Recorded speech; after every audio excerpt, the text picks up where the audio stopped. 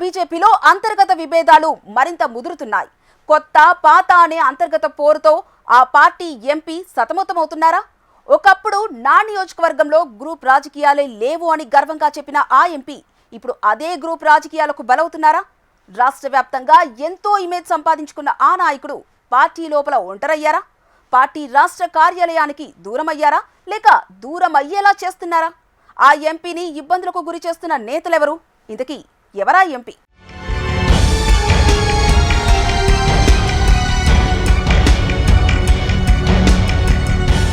తెలంగాణ భారతీయ జనతా పార్టీలో కొత్త పాత నేతల మధ్య అంతర్గత కొట్లాటలు ఇంకా చల్లారలేదా? అంతర్గత పోరుకు ఫుల్ స్టాప్ పెట్టే ప్రయత్నం ఇటు రాష్ట్ర నాయకత్వం అటు జాతీయ నాయకత్వం చేయడం లేదా? రాష్ట్ర వ్యాప్తంగా పార్టీలకు అతీతంగా ఆయనకంటూ ఓ క్రేజ్ సంపాదించుకున్న ఎంపీ ఈటెల రాజేందర్ వర్గ విభేదాలతో విసిగిపోతున్నారా? ఇక ప్రస్తుత పరిస్థితులు చూస్తుంటే అవుననే సమాధానం వినిపిస్తోంది. బీఆర్ఎస్లో 20 ఏళ్లు పనిచేసి ఆ పార్టీలో తనకి జరిగిన అవమాన భారంతో బీజేపీ గూటికి చేరారు ఈటెల. మల్కాజిగిరి నుంచి ఎంపీగా గెలిచారు. అన్నీ సవ్యంగా సాగుతున్నట్టే కనిపించినా ఎంపీగా గెలిచిన తర్వాతే అసలు సమస్యలు మొదలయ్యాయనే చర్చ రాజకీయ వర్గాల్లో వినిపిస్తోంది. తన సొంత నియోజకవర్గం హుజురాబాద్కే తనని రానియకుండా చేస్తున్నారంటూ ఆవేదన వ్యక్తం చేస్తున్నారట ఈటెల. గత కొన్ని రోజులుగా పార్టీలో కొందరు నేతల తీరు పట్ల ఆయన గుర్రుగా ఉన్నారట.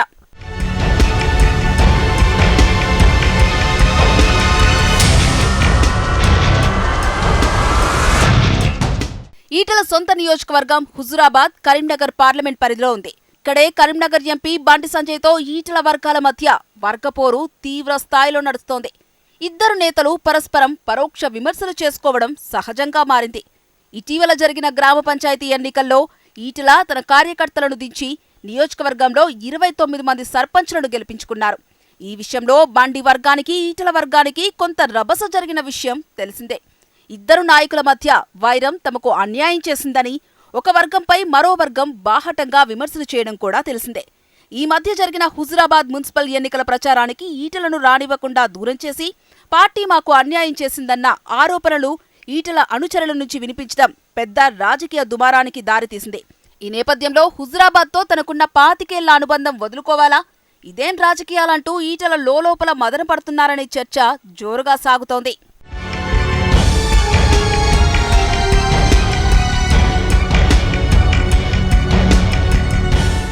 ఇదిలా ఉంటే ఈటెల పార్టీ మారుతున్నట్టు సోషల్ మీడియాలో కొంతకాలంగా ప్రచారం జరుగుతోంది.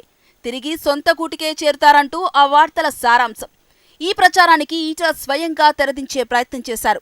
బీఆర్ఎస్తో ఉన్న సుదీర్ఘ అనుభవంతో సహజంగానే గులాబీ నాయకులతో పరిచయాలు ఉంటాయని, వారితో మంచి చెడు మాట్లాడితే తప్పేంటని ప్రశ్నించారు ఈటెల. మనోవేదనకు గురిచేసిన బీఆర్ఎస్లోకి మళ్లీ వెళ్లే ప్రసక్తే లేదన్నారు ఈటెల. ఇదిలా ఉండగా బీజేపీ రాష్ట్ర కార్యాలయానికి ప్రతినిత్యం వస్తూ అధికార పార్టీని నిలదీసే ఈటెల ఈ మధ్య ఎందుకు ముఖం చాటేస్తున్నారనే చర్చ జోరందుకుంది. కొత్త పాత నాయకుల మధ్య అంతర్గత విభేదాల కారణంగానే ఈటెల పార్టీ కార్యాలయానికి రావట్లేదా?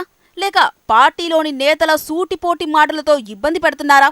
మరోవైపు ఈటెల అనుచరులు పార్టీ కార్యాలయానికి వెళితే మీ నాయకుడు మీకేం పదవులు ఇప్పించారంటూ అక్కడి నాయకులు కొందరు సూటిపోటిగా దెప్పిపొడుస్తున్నారట.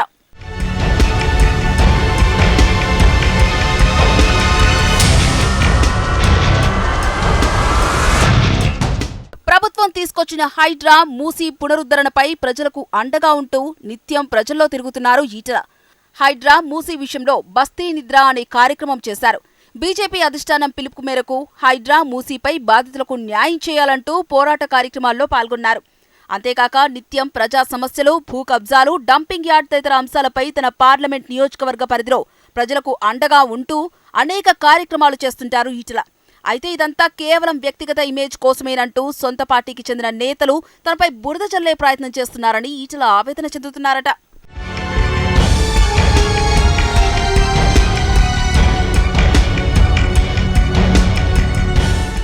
బండితో పాత పొరపొచ్చులు పూర్తిగా సమసిపోకముందే ఈటెలతో మిగతా బీజేపీ నాయకుల మధ్య అంతర్గత విభేదాలు పొడిచూపుతున్నాయన్న వార్తలు వెలువెత్తుతున్నాయి. ఈ క్రమంలో సీనియర్ నాయకుల మధ్య పెరుగుతున్న దూరం క్యాడర్లో గందరగోళం సృష్టిస్తుందన్న వాదన లేకపోలేదు.